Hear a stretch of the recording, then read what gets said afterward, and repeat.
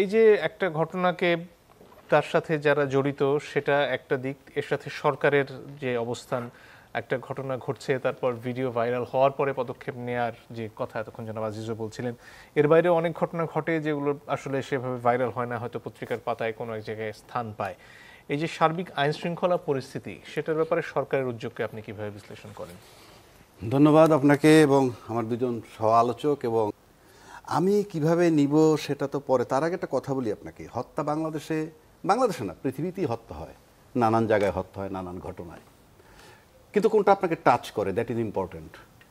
বাইতো ওই যে বললো যে মসজিদের ইমাম সাহেবরে ইয়ে করছে, খুলনায় মারা গেছে, যে এগুলো টাচ করে নাই। কেন করে নাই? পৈশাচিক যে বিষয়টা, বিভৎসতা যেটা এই হত্যাটায় দেখানো হয়েছে, এটা আপনাকে টাচ করছে। 10টা ভিক্ষুক আপনার কাছে ভিক্ষা চায়, সবাই কিন্তু আপনি দেন না। যার আবেদনটা, যার চাওয়াটা আপনাকে টাচ করে, তাকে আপনি ভিক্ষা দেন। তো এখানে টাচ করছে। এখন এই টাচের বিষয়টায় দেখেন, আপনি যখনই এই ধরনের ঘটনা ঘটে, তখনই ধরেন আপনি বড় স্টেক হোল্ডারের যে দলটা, সেটার থেকে আপনি কাউকে কাউকে কাউকে কাউকে বহিষ্কার করছেন। বহিষ্কার করা কিন্তু টু সাম এক্সটেন্ট এডমিশন, অর্থাৎ একটা ঘটনা ঘটছে, তার পরিপ্রেক্ষিতে আমি বহিষ্কার করে দিচ্ছি, তার মানে এটা এক ধরনের এডমিশন। এ পর্যন্ত 4-5 হাজার লোককে বোধহয় এই দলটা থেকে আপনার বহিষ্কার করা হয়েছে।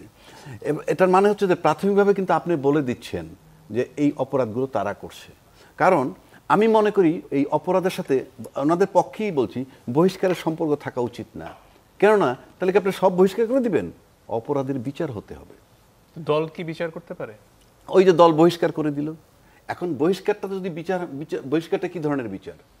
আপনি যখন, আমরা নুরুল হুদা, ওই যে প্রধান নির্বাচন কমিশনার, তাকে কিন্তু আপনার জুতা দিয়া পিটাইছে কিংবা জুতার মালা পরে, তারপর কিন্তু পুলিশে সোপর্দ করছে।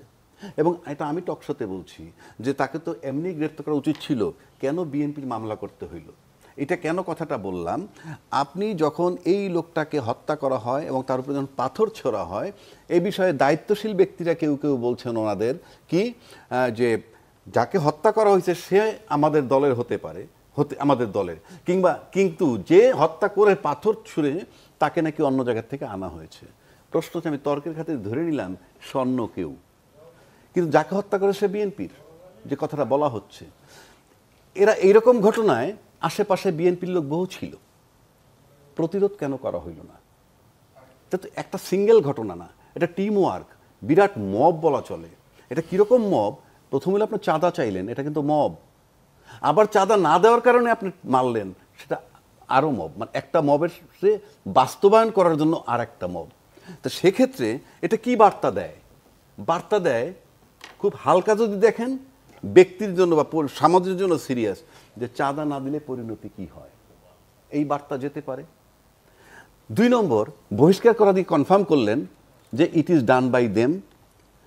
3 নম্বর হলো, পাথর নিক্ষেপকারীরা এখনো গ্রেফতার হয় নাই। পাথর নিক্ষেপকারী এখনো গ্রেপ্তার হয় নাই। ওই রকম ভিডিও ফুটেজে এইরকম টাচি ইস্যুতে গ্রেপ্তার না হওয়ার কোনো কারণ নাই। কারণ ওটা যেই করুক না কেন, আমি বলছি না, উনি বলছেন যে গ্রেপ্তার হয়নি, কে করছে আমি বলছি না, বাট আমি নিশ্চিত করে বলতে পারি কোনো না কোনো রাজনৈতিক দলের ছত্রছায়ায় তাকে থাকতে হবে। কারণ বাংলাদেশে আমরা 53 বছর ধরে যে আবহাওয়াটা দেখতেছি, অপকর্ম যারা করে, আমি দায়িত্ব নিয়ে বলতে পারি তাদের সাথে রাজনৈতিক সম্পৃক্ততা থাকে। একদম কোনো রাজনৈতিক সম্পৃক্ততা নাই এমন কোনো ব্যক্তি বা গোষ্ঠী এই ধরনের কাজ করতে যায় না। এখন আসেন, এটার পরে কি বলছে? এটার পরে 2টা স্টেটমেন্ট। একটা আপনি বলছেন, ফখরুল ইসলাম আলমগীর সাহেব বলছেন কি, এইরকম মানে নির্বাচন যত দেরি হবে এরকম অস্থিরতা বাড়বে। পাশাপাশি আপনি বললেন জাতীয়তাবাদী শক্তি ধ্বংস করার একটা পায় তারা। আচ্ছা, আপনি বলেন, যেখানে একটা নির্বাচনী সম্ভাবনা মাস চলে আসছে, কিন্তু অফিসিয়ালি সেই লন্ডন বৈঠক থেকে চলে আসছে, বিভিন্ন জায়গায় বলছে, এবং ফাইনালি নির্দেশ দিছে ডিসেম্বরের মধ্যে সমস্ত অ্যারেঞ্জমেন্ট করতে, মানে নিরাপত্তার ব্যাপার বা যারা প্রশাসনিক কাজগুলো করবে। তারপরে আপনি এখনও যদি বলেন যে নির্বাচন যত দেরি হবে, তারই তো ফিক্সড হয়ে গেল টু সাম এক্সটেন্ট।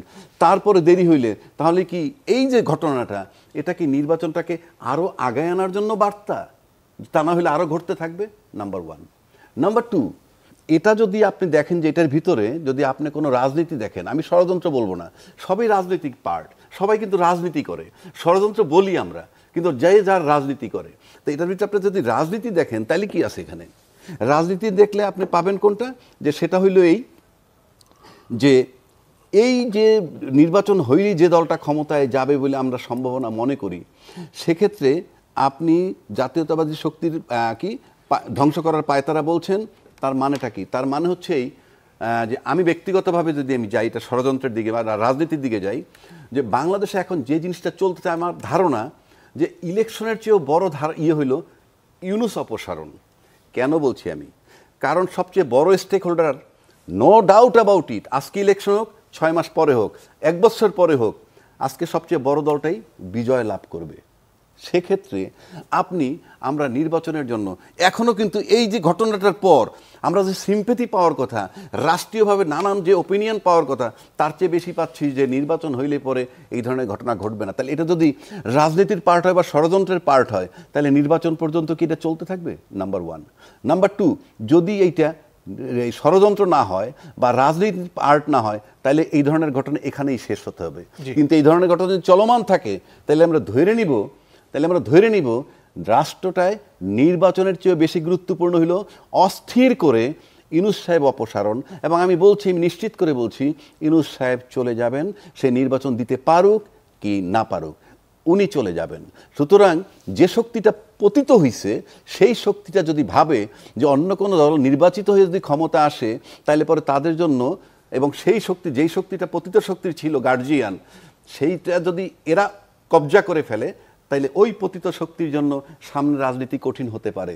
সুতরাং এখানে রাজনীতি নির্বাচন করে ক্ষমতার চেয়েও ইউনূস অপসারণটা বেশি, সেজন্য এই অস্থিরতা চলমান থাকতেও পারে।